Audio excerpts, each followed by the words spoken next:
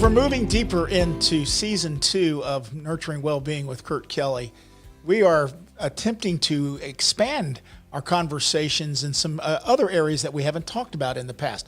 One of them is a national activity that's taking place around lived experience, getting youth, children, and adults and parents that have lived experience in the child welfare arena to engage.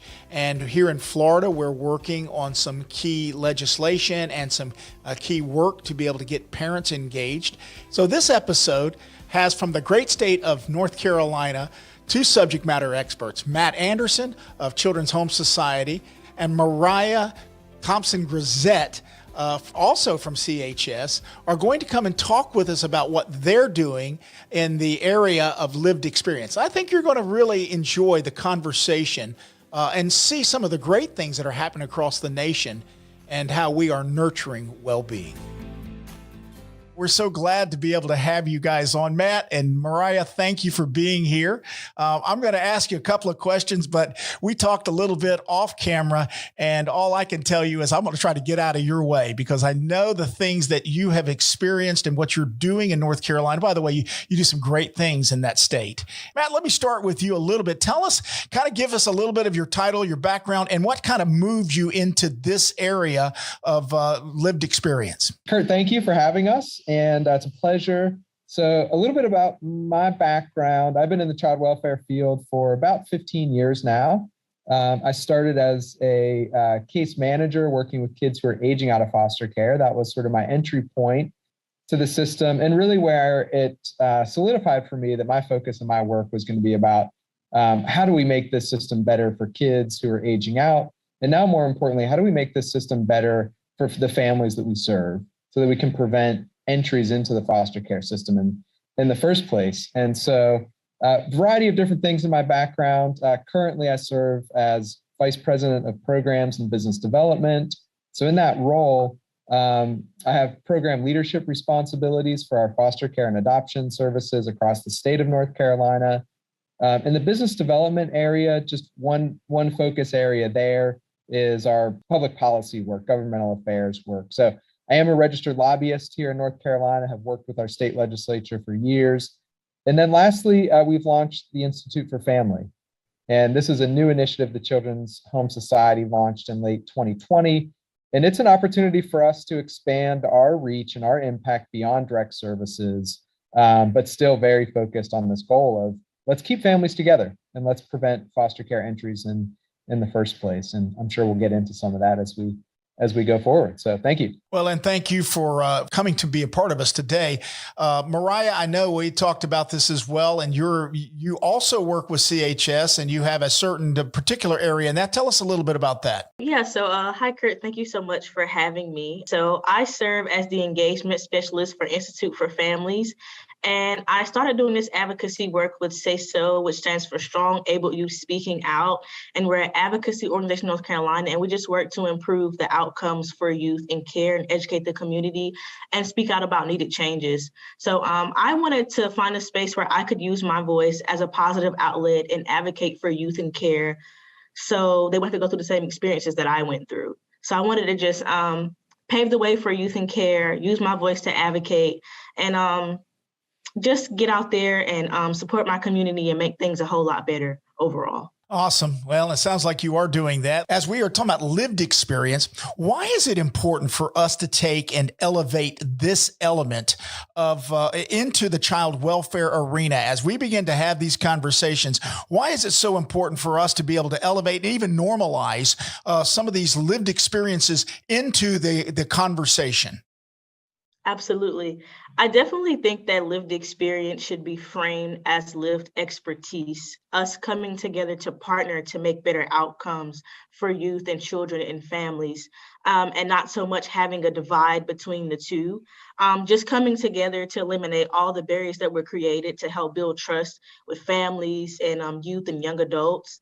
So I think that partnering and working together will definitely help to create better outcomes overall, and utilizing the family voice and their perspective, and also partnering with agency workers and partners just to make things a whole lot better overall in terms of practice, policy, and also procedure. So when we talk about lived experience, and you've used the word voice a couple of times, the family voice, having a youth voice, being able to get that involved at. Matt, tell me a little bit about that. How does that look when you're engaging someone? How is it that you bring that voice to bear, and how are you drawing out of those experiences in life into the conversation that is then trying to move the conversation into constructive behavior? First, I think what I would say is to your question about why should we be doing this, why elevate? I think it's mission critical. Whether we're organizational leaders or public policy professionals, I think it's absolutely necessary. And I think that I'll give you an example that I love of an organizational leader who said to me one time, this is a CEO, he said, I'm really, really good at talking about what we do as an organization, what services we provide, why we provide them, really good at that. But then he said, I don't think I know if I were to ask myself, what do families need me to do? I don't think I know that answer. And so to know what you do, but to know what families need you to do can often be very different things. And I think that was his experience. And so what he did was said to his staff who are working directly with families, hey, with your cell phone, ask families that you serve that question, what do you need us to do? And then bring that back. And what he was going to do with that was share with his board of directors in a kind of visioning exercise, the answers that he received back. So, we have to be informed about what we're doing and why we're doing it and how we're going forward by the people that we serve. And if we're in leadership roles at the policy level, the organizational level, it's so easy for us to get completely disconnected from the day-to-day work and from the families that we serve. So we have to find these ways. And so he used that as a strategy. But as leaders, we should be finding ways to just simply listen. So we're going to have to create the opportunities to either go out into the field with our staff, to do focus groups, there's any number of ways that we can create opportunities to listen, to learn from people's expertise, as Mariah said, and then how do we take action together? And I think that we can get creative as leaders about how to do that. When you go out into the community, do you often hear a common theme? So sort of the experiences that would be felt in one area of the state might be somewhat maybe a little bit different, but somewhat the same. And you sort of codify all of that and sort of bring that into a work. You're asking their ideas and concerns and from their own experience, and then you're trying to bring that into a workable solution. Are you finding that often that there's a general theme that's out there across this when you're asking for their help? Yeah, we do. And so, as the Institute for Family has been doing its work for the last year or so, we've been having lots of conversations all over the country with professionals and with people who have lived the system largely as parents, but also as young people. And we have a podcast as well called Seen Out Loud. So episode 1 of that podcast is a young woman from Florida who shares a poem with us. And she says in the poem, kind of the line that is the whole point of the poem is, what if we didn't have to wait for bad enough? Why didn't they just help my mama? This was a young woman who was separated from her mom for 14 years in foster care. What we learned from Slam and her mom, Lily, is that there were concrete needs that her mom had. It wasn't about an intervention of foster care. It wasn't about evidence-based parenting programs necessarily. It was about safe and stable housing. It was about healthcare. It was about childcare. It was about these kinds of basic concrete needs that we all have. But for some families, those very much go unmet. And that stress that comes from those kinds of conditions can lead to the situations that then Child Protective Services starts to get involved. So that's the theme that we're hearing from parents is, let's not wait for bad enough. Let's understand these root cause, concrete need-based issues, and let's solve problems upstream rather than waiting and removing and separating kids. You knew this, that I was in the legislature, and it's kind of interesting as you're saying this. I remember when I had to run a major piece of legislation, and I went around the state on a real listening tour. And what I thought I was going to get I was not necessarily, I mean, I got a lot of the stuff that we had initial ideas about, but what I thought I was going to get, I actually started getting some really different perspectives, and you started hearing things, but there was a general common theme. And therefore I could come in when I began to look at policy, more of a scientific approach that I could try to address these issues instead of it just being a gut feeling to trying to provide solving problems. It began to say, look, we could put this type of policy in place, and here's where we would begin to see and address these things. Let me go to Mariah and ask you a question around, as you're doing these things, what are some of the examples of, as you're engaging the youth or parents, what are some of the impact that you're actually seeing, and how CHS is being able to bring this in and begin to work in these areas?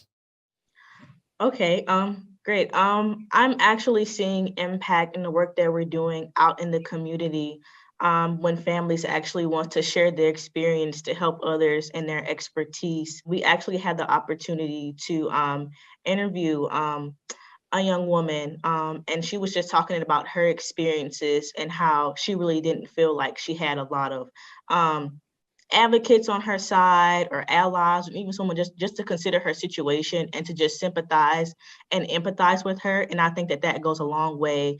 Sympathy, empathy, and compassion. So them being willing to share their stories to help bridge the gap and to help create better experiences for others is what I've seen. And I really enjoy them just engaging with us and being able to be vulnerable and being able to share their stories. In Florida, we started an organization called One Voice Impact. And the word impact is an acronym: innovation, music, arts, performance, athletics. And it was focused at youth, but really our intention was to get our youth together and begin to listen to them.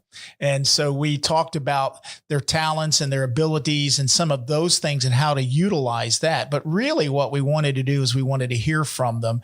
And this One Voice Impact, we seeded it here at the Florida Coalition for Children. And we have now, our intention was never to hold it here inside the coalition, but to move it outside to one of our folks. And an organization called Selfless Love has taken this, and they have taken it to new heights. And they do a lot of listening. And and sometimes it's easier to talk at people, to give them really good ideas in policy, and here's some things, and government's great about that stuff. But like what you just said, just to hear them, but not just to hear them and let them vent. It's a scientific way of pulling that information so that they know there may be something that's going to come from hearing that. And we have found that with One Voice Impact through Selfless Love, we are really doing a great job of being able to move future policy or a lot of relationships with the Department of Children and Families. Man, I know the same thing on the parent side. And I don't know that Florida, and I'll just speak from I don't know that Florida's done that good a job of bringing the parent side into this conversation. And I want us to. And so I know that you guys have sort of been on the forefront of some of that. Talk to us a little bit about that. Yeah, sure. And what I would say is that we're at the beginning of our own process here in North Carolina of how do we more effectively and authentically and in meaningful, practical ways engage parent leadership around the problems that we're trying to solve. So we're learning too. I'll point to some places where I think that there's a lot of progress and people are really doing great work.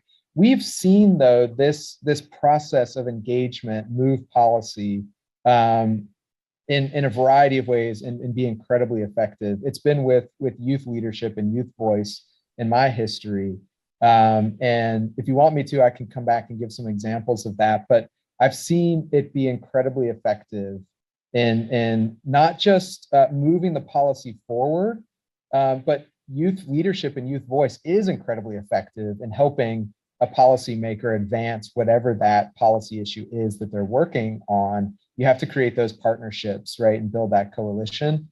And youth and parent leadership is incredibly effective in doing that. That work that I've seen has been transformative to the current state of the child welfare system, right? We can point to all kinds of policy at the state and federal level where youth leadership was absolutely critical in designing what the policy was and getting it to move through Congress or a state legislature. And when they hear from advocates like that, when they're actually engaged, it's been in their life. Let me give you an example. Here in Florida, we've got a big issue, and we could have our examples, and I want to hear some of your examples, but we have a big situation about case management. And we're having a hard time hanging on to case managers with that after the great resignation period of time. That's the stress on the job, the whole COVID. And we're seeing some areas that are affected 50, 60% turnover. And so we've made a major pitch to the legislature why we have to have this. And I made a logical presentation and a sort of a natural presentation why we have to have these positions. But I'll tell you what, when the youth sat down in front of them and said, let me tell you, Mr. Policymaker, that what it means to me is that I have a continuity with one case manager who knows me. And I'm not just a case now. I'm a person, and they know me. I don't have to get to know somebody else and then somebody else and then somebody else. And there was an aha moment for that legislator to understand that. And that's where, when we can put that kind of right messaging in front of legislators, it's not whining. It's actually telling how the system works better. And I think that was we heard about that example, and what we heard was that the legislator was just like, there in just a second, it all came together. I could make my 25-pager white paper that we provided for them. That's important, but they got it in a moment. I'm sure you have examples like that. I do, and yes, the white paper is important, and the data is important. We have to have that, right? We have to be grounded in that. It's not compelling. It's typically not compelling enough to move something forward. It's head and heart, right? It's data and story. We have to have the story that undergirds the data to be able to compel us to move in a certain direction. That's just the way human beings are hardwired, because story is part of our DNA. It's been part of it for millennia, from day one. So you have to have both. But what's more interesting to me about this engagement work is that, you and I talked about this, that I see policymakers as professional problem solvers, right? So you go to the legislature or Congress to solve problems, which is admirable.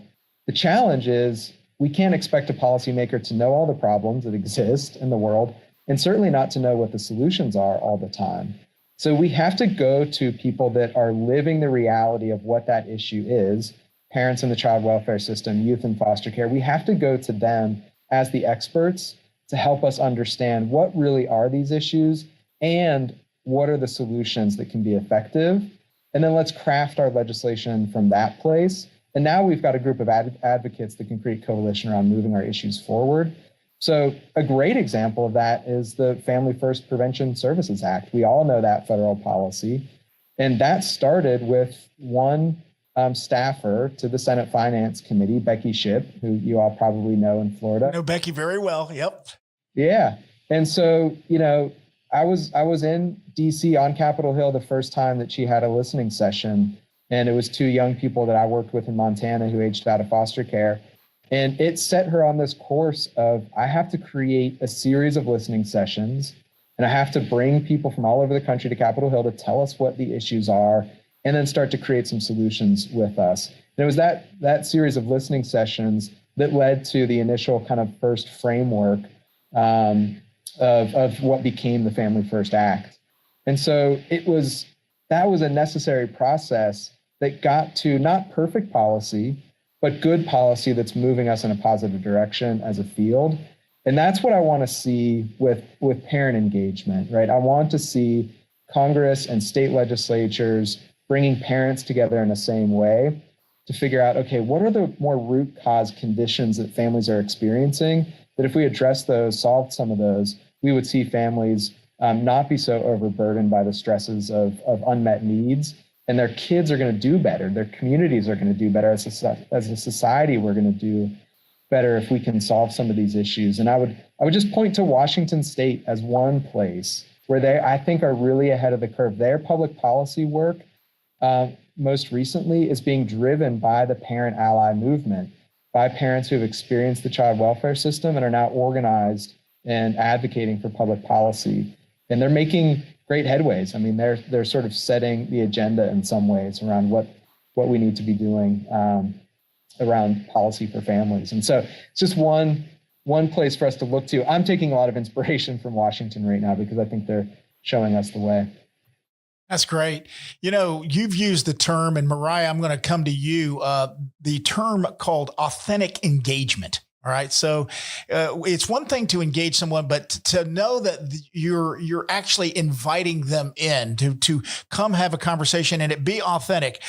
Give me some examples of how that plays out when you're actually inviting folks and trying to building that trust and that relationship. For me, I can say that engaging people authentically consists of actually creating a space for them to come and speak, actually listening, acknowledging, and then doing something with that information that you get to make conditions and to make things better.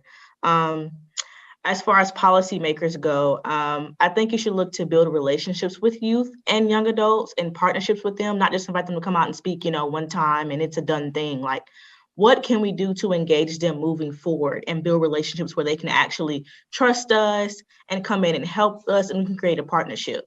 I think that's really important too, as well, because you don't want youth to feel like, they're being put in a position to not be valued or, to be, tokenized. What can we do to make this youth feel like we value their perspective and their input is really important. Let's camp around that word. I like that word, tokenized, because I hate to say that, but often in politics, that's what happens. Someone will come and say, oh, like I told you, a lot of times, and I tell this to people all the time, I had to write a book one day called Beyond the Awe, because people say, what do you do? Well, I work with children and families and abused, abandoned, neglected children. They go, oh, that's nice. It's no, this is challenging. It's painful at times when you're engaged in this. What happens in the political realm is easy to hear a problem, want to come up with a solution and move on. Now we fixed everything. And this is life, and it doesn't fix everything. It fixes little things at a time. I like the fact that when we bring youth here to have that open and honest conversation, but it's got to be properly directed. And I try not to, and our organizations try not to put an agenda before them and say, go sell this. I want them to talk to them. But then also to learn not just talking to power. You're not just speaking to power. It's having a direct conversation, understanding that if they are, like you said, Matt, if they are problem solvers, then they're going to want to hear a clear and articulated problem, but then an understanding of how that problem can be resolved. And so as I'm kind of looking at this and as we're doing this, I like what you said is tokenism, because if there's not an accountability process on both ends, if the presenter is not saying, look, this is the facts, and the receiver is saying, okay, I'm hearing you. Now I want to try to do some things and trying to set that relationship up. And that's not a one-time event. Last thing I'll tell you, I used to have so many meetings in my office. People would come in and you just forgot that you met with them like 4 hours later because you've just had meeting after meeting after meeting. And what I always try to do was say, what is the follow-up? What's not only the takeaway, but what is the follow-up? And I think that when we start talking about true authentic engagement, it's not authentic if it's not hearing them and then saying we're going to do something to resolve this area. Am I correct in that area? Matt, you're shaking your head. Does that make sense when I say that there has to be some level of, we're presenting this for you, we would like to see some solutions in this? Yeah, and Mariah, feel free to add to it if you like, but I think you already said it around accountability and action. And, so I'll just take Mariah's words there. I think that's what it is. And it's part of where the challenge lies in this approach to work, right? If we're going to do meaningful, authentic engagement, we have to be accountable to the things that we're saying we're going to take action on. And to your point, Kurt, listening is fundamental, right? It is the process, right? You listen to people to understand their expertise. So what does that mean? You can't come with your agenda first. You can't say, here's what it is. Now, do you like this or not like this? Would you kind of stamp approval and go help me move this? No, that's an inauthentic or tokenized engagement, right? And so you have to respect the expertise that other people bring and you have to create a relationship where it's enduring, and then you're crafting solutions together, right? And then both parties are accountable to what that solution is, what the action is that's going to follow. So I think you're right, but that takes time, right? I mean, I see at the legislature here in North Carolina, things can move incredibly fast. And that's good because we get things accomplished, which is important. And we can move faster than what's actually helpful to what we're trying to accomplish. So we have to find that balance of when do we move slow? When do we allow the relationship to build first, that authentic engagement to happen around, okay, let's come up with solutions together, not just an agenda that's already been predetermined. So it's challenging. It's long-term work. And it should be long-term work. And therefore, even in policy, there's this mindset that happens in politics because no one legislature can bind another legislature to what they want to do in funding or in policy.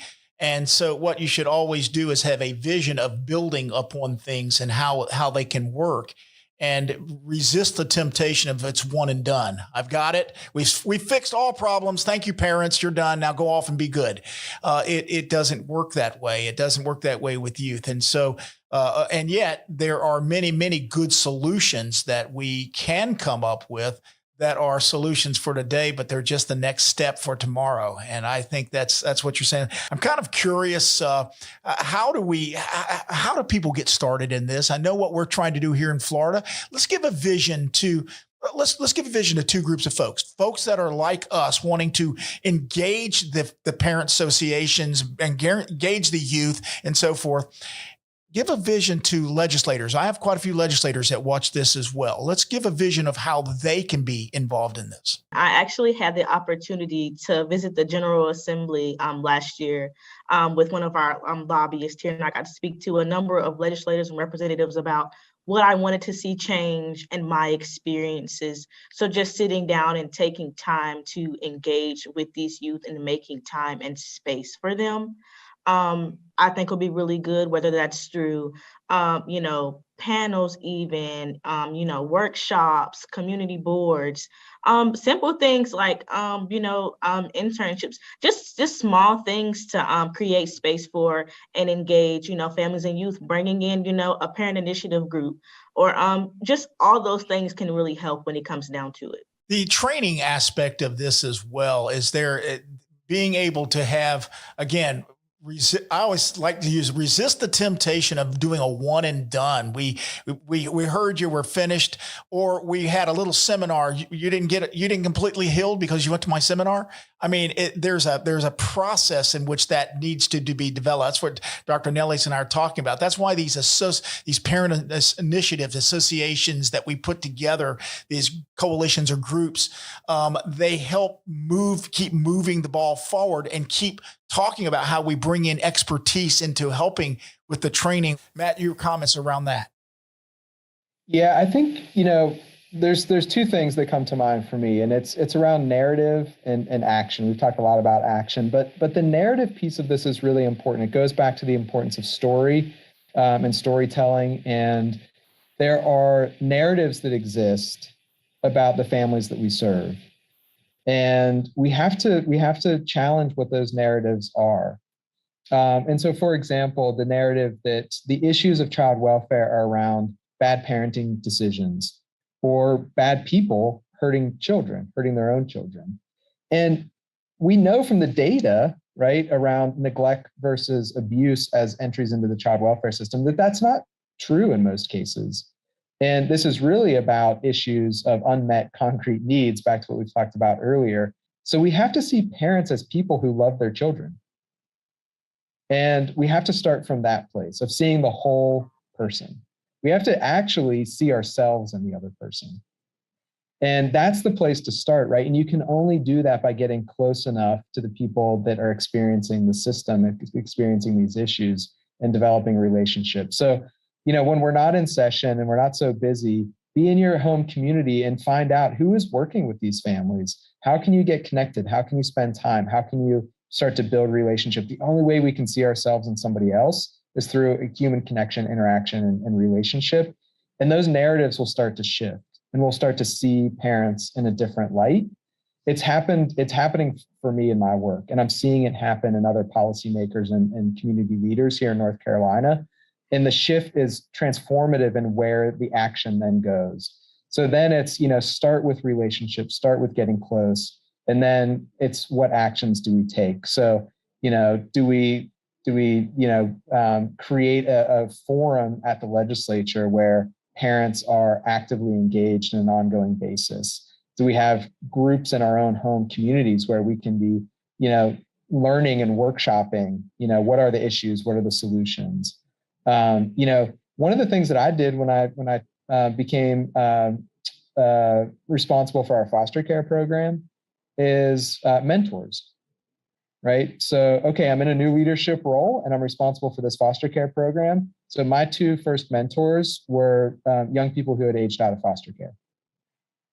And they were my teachers, right? So that's action that we can take as leaders. So, can we have parents who've experienced the system as our mentors?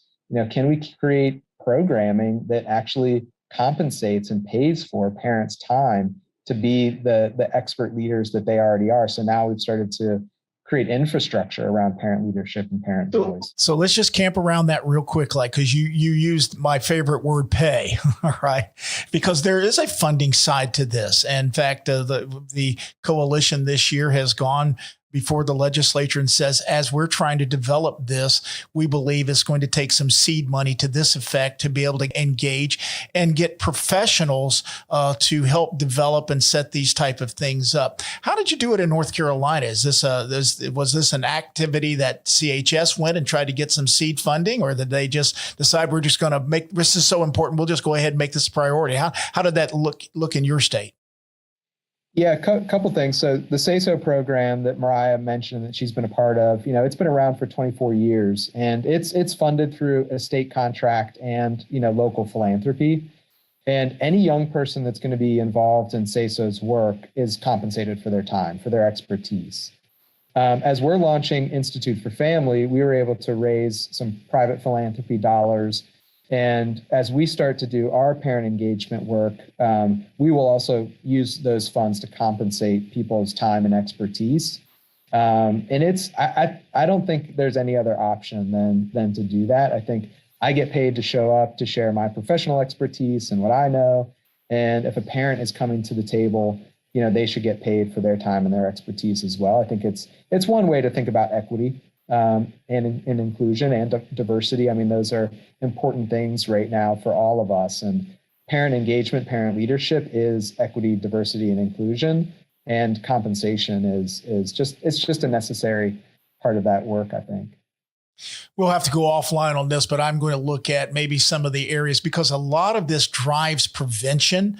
I mean, we're learning from this. And so there is prevention, intervention, diversion programs that can come out of that, which then there's, like you said, FFPSA was driven to try to change an old antiquated system of child welfare and try to move it more upstream. And this is really what we're doing. We're listening to the people who can help us move upstream to keep from having these very issues and keep that family together. And I think that's the old Fram oil filter thing. Pay me now or pay me later. And if you do this ahead of time and learning these lessons and getting folks involved, I think that there's a better outcome than having to have children and families get traumatized through this entire process of child welfare. I know we do our best when they come into our system of care, but the better answer that everyone shakes their head and agrees with would be as if we could do stuff that would keep them from ever coming into the system of care. I haven't met a legislator yet that I say that to, and they don't shake their head and they're agreeing with us. Now it's the way we do it. Guys, this has been fun. And I want to tell you how much, first of all, what a blessing you are to your state.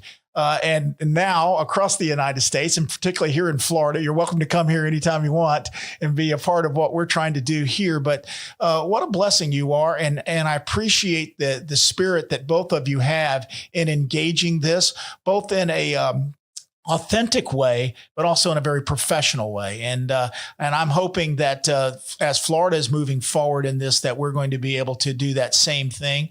I think that the legislature here in Florida is very interested in this conversation. I know that many of our members are, and we've been talking about this. With that said, I'll give you just a minute for both of you to wrap up any comments that you wanted to make that you didn't make, and anything you would like to say to us. Well, first of all, let me just say thank you. It's been a pleasure, and I'm excited that you all are going in this direction of really thinking seriously about parent engagement and parent leadership.